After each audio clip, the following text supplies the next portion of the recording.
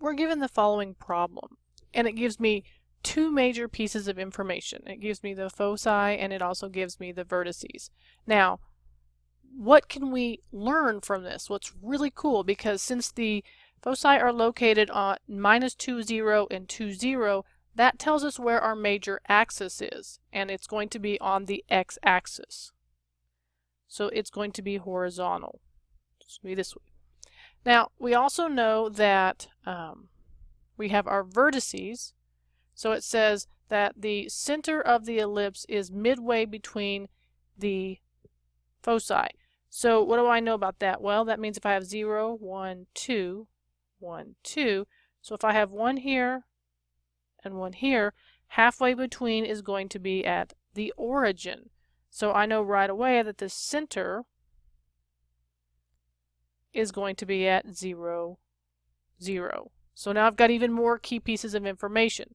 So if the center is at 0, 0, we know we have the standard form of x squared over a squared plus y squared over b squared, which is going to equal to 1.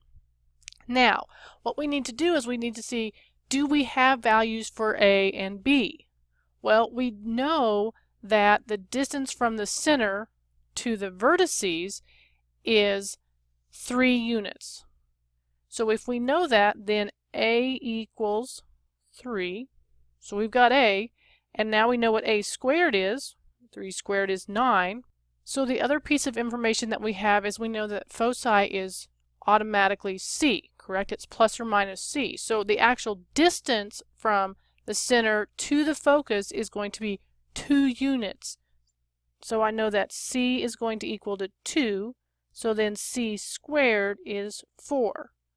Okay, you're thinking, so great, where does that get me? Well, remember, now that means that b squared equals a squared minus c squared. I can plug in what I know, so 9 minus 4. So b squared is 5.